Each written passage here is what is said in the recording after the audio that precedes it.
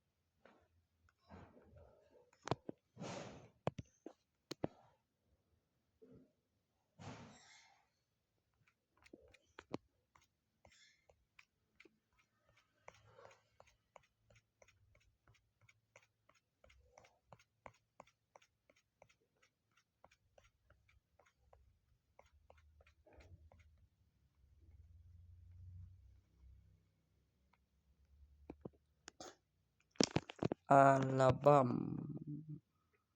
เอกสารประกันชีวิตผู้ที่ปรึกษานายราธรมีจำนงระเบียบเอกสาร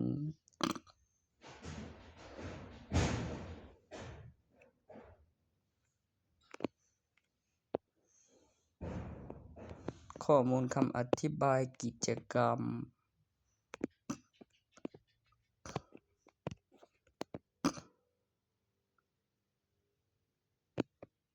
มีกล้องวงจรเรียงแอคชั่นและคิดกายไปแล้วกลับมาคิดดูก่อนแล้วก็เอกสารปลุกเสกขึ้นระบบ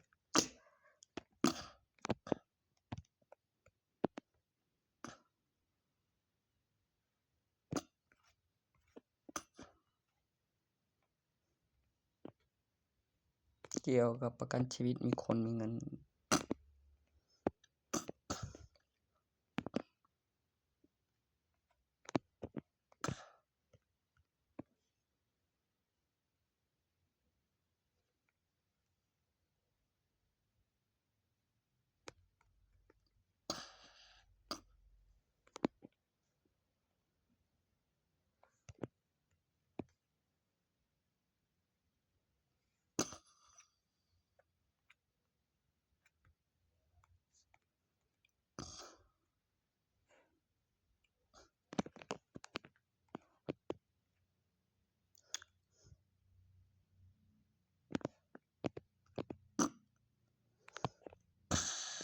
ความปลอดภัยของนักเรียนในห้อง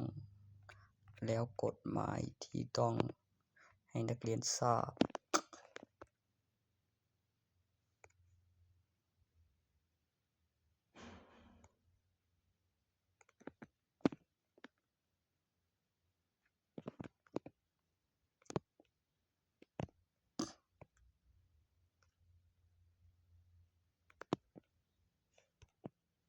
คือผมคุณครูทำให้ตัวเองก่อนนะครับ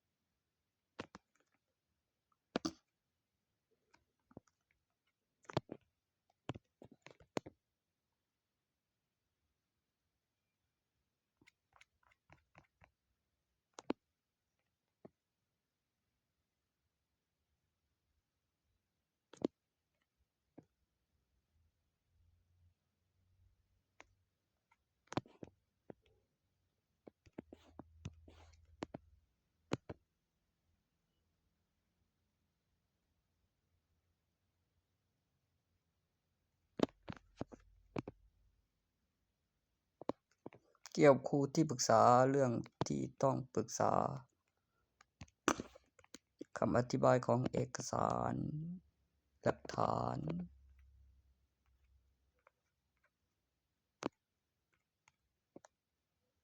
ความเข้าใจเกี่ยวกับสำเนาใบทะเบียนบ้านบัตรประชาชน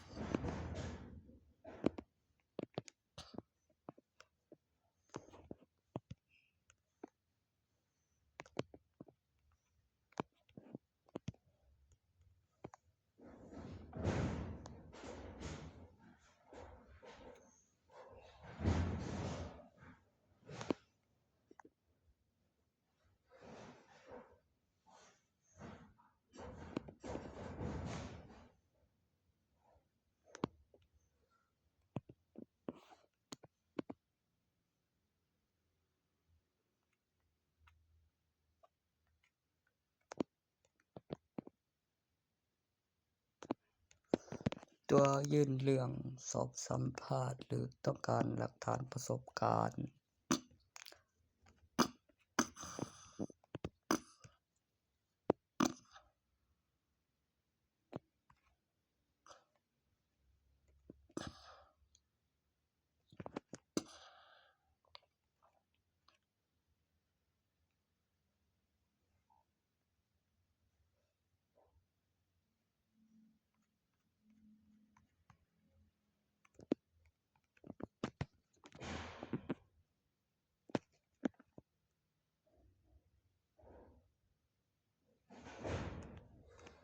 เกี่ยวกับระดับอายุมากกว่า24ปี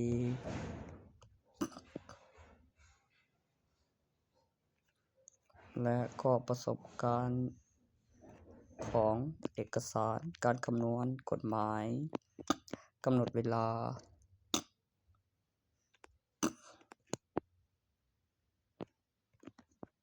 แล้วยุคสมัย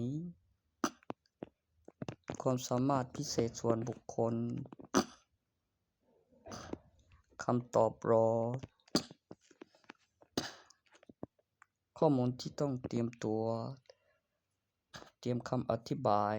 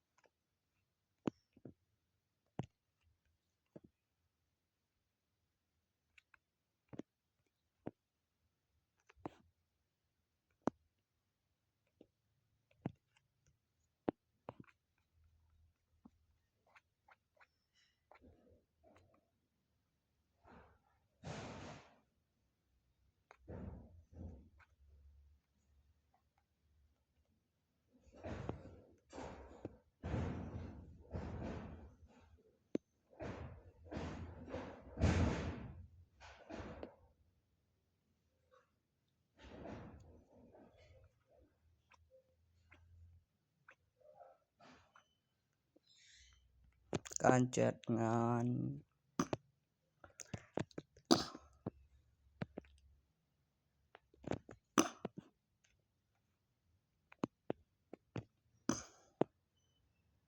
จัดกิจกรรมคำอธิบายลงทุนบอกไว้ เวลา สถานการณ์ หลักฐานเวลา กล้องวงจร ระเบียบกฎหมาย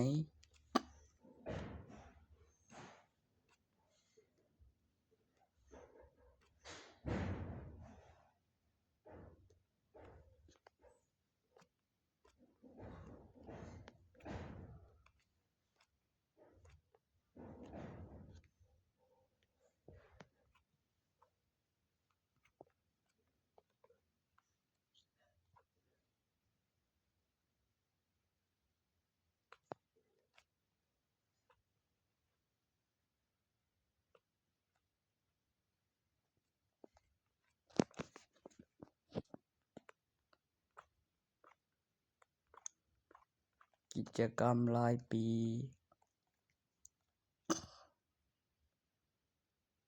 และคำอธิบายของข้อมูลที่รอการพิสูจน์แล้วข้อมูลที่ต้องเช็คอินคำอธิบายเกี่ยวกับข้อมูลพยาบาลตรวจร่างกายเยาวชนแล้วก็ทำประกันชีวิตแล้วก็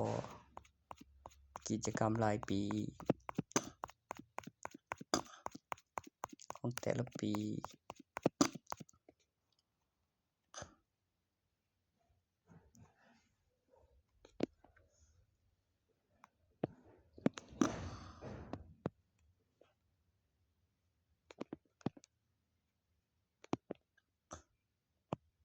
ในโรงเรียนที่จำได้หลักฐานวิดีโอคำอธิบายใน YouTube ที่มีจำนวนตัวเลขเพื่อค้นหาพิสูจน์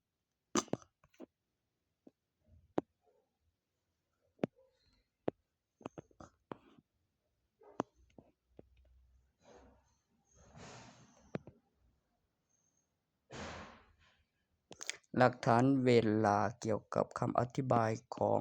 ซิมอุปกรณ์เบอร์โทรยุคสมัยสั่งของ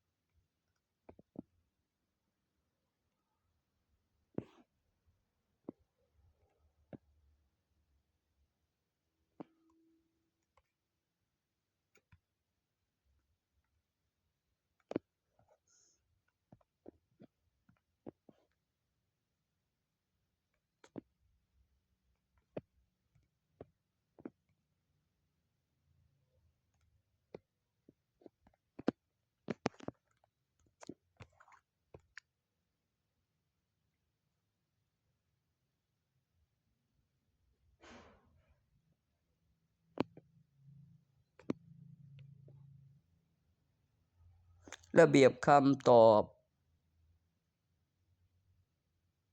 ระเบียบข้อมูลระเบียบเมื่อมีคำถามจากทางข้าราชการแล้วต้องตอบเอกสาร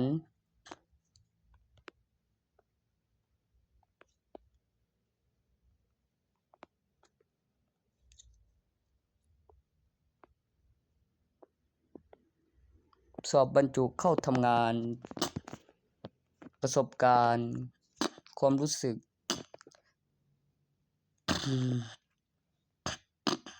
และข้อมูลเพื่อเช็คอินกับทางโรงพยาบาลและเพิ่มความเข้าใจเกี่ยวกับข้อมูลที่เป็นครูที่ปรึกษา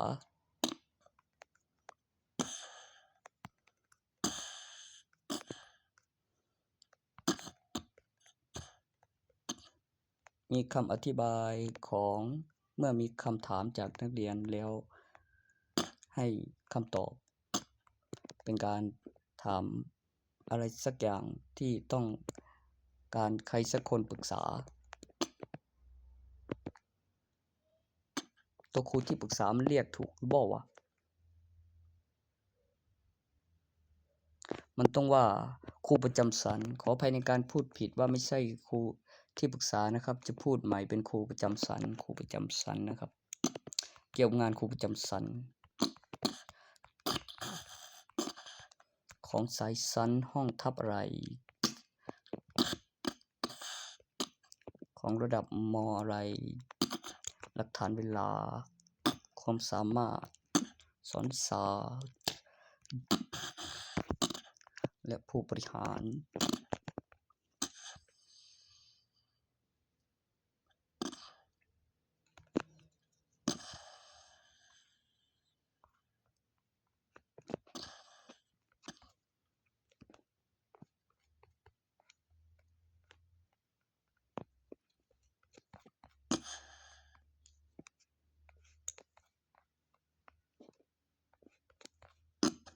ตั้งแต่เป็นนักเรียนมาแล้วทำให้ตัวเองก่อนและมีคำตอบรอเลี้ยงแอคชั่นตอบกิจกรรมมาโรงเรียนหลังเลิกเรียนวันหยุด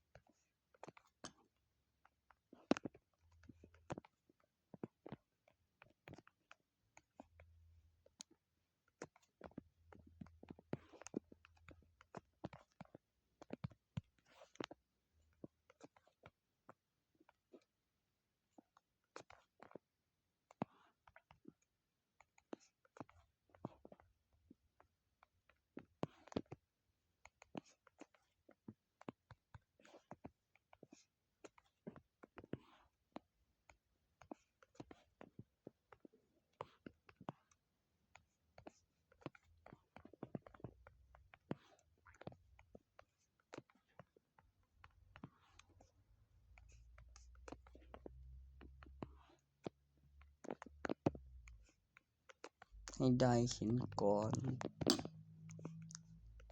ให้เบิ่งให้อ่าน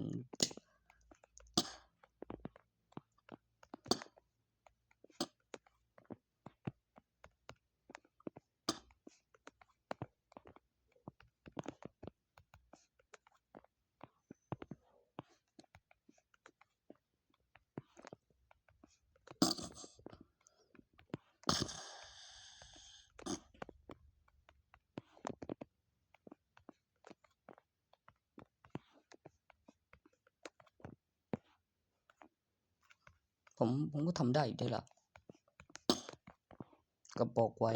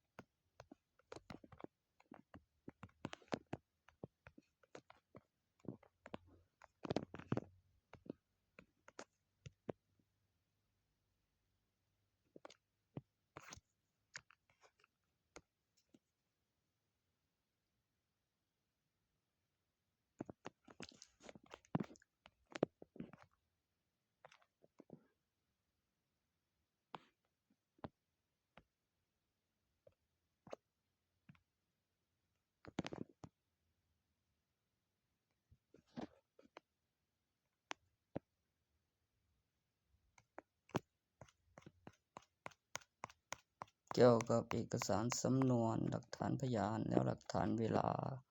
แล้วก็หน้าข้างในแล้วอายุ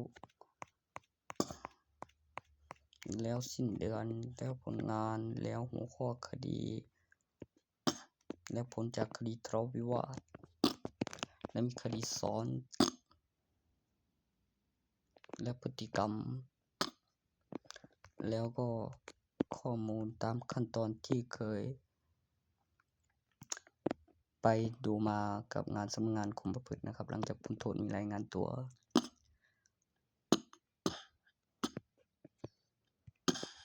แล้วก็มีคดีเยาวชนแล้วมากกว่าเยาวชน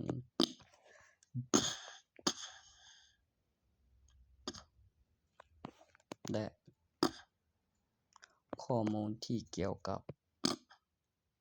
เอกสารข้างในของเอกสารเจ้าหน้าที่และประโยคคำว่าสำนวน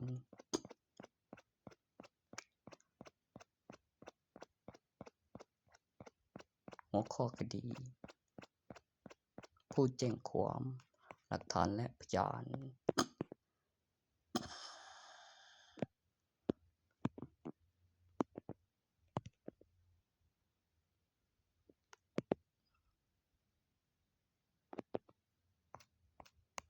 ตัวอย่างตัวเมื่อกี้หน้าเอกสารคำนำหน้าตัวนี้เนี่ยเป็นกลุ่มหัวข้อคดีดอกจ้าคดีทั่วไปที่มีผลมากกว่าคดีทะเลาะวิวาทและมีแค่คดีทะเลาะวิวาทคือต้องเคลียร์มีคดีตีกัน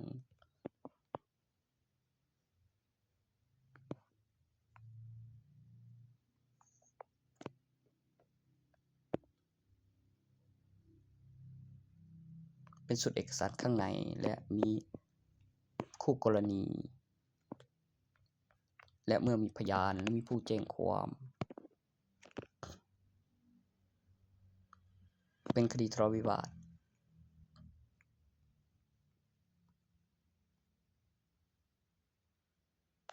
และสุดเอกสารข้างในต่อเป็นสุดเอกสารข้างในต่อจากเอกสารตัวนี้แล้วเติมนี้เติมชื่อตรงนี้วันที่เวลาแล้วหลักฐานเวลาแล้วดูที่สำนวนจุดเกิดเหตุหลักฐานพยานหลักฐานเวลาแล้วถึงจะเป็นสำนวนครบตัวสำนวนนั้นแบบซ้ำแบบถามผ่านการพิสูจน์ผ่านการสอบสวน และก็ความจริง และก็มีเวลาและมีพยานและการคำนวณสิ่งที่เป็นไปได้ แล้วหลักฐานเวลาในกล้องวงจร ต่อจากหลักฐานเวลาในกล้องวงจร และพยานและหลักฐานไม่โกหก แล้วก็กลุ่มหัวข้อคดีตั้งแต่คดีทะเลาะวิวาทเป็นคดีดอกหญ้าคดีทั่วไป และมีผลเป็นคดีซ้อน หรือมากกว่า1คดีมากกว่าคดีทะเลาะวิวาทเมื่อมีเหตุตีกันพร้อมผิดกฎหมายเมื่อมีพยานและเวลาเท่าไหร่และมีการแจ้งความ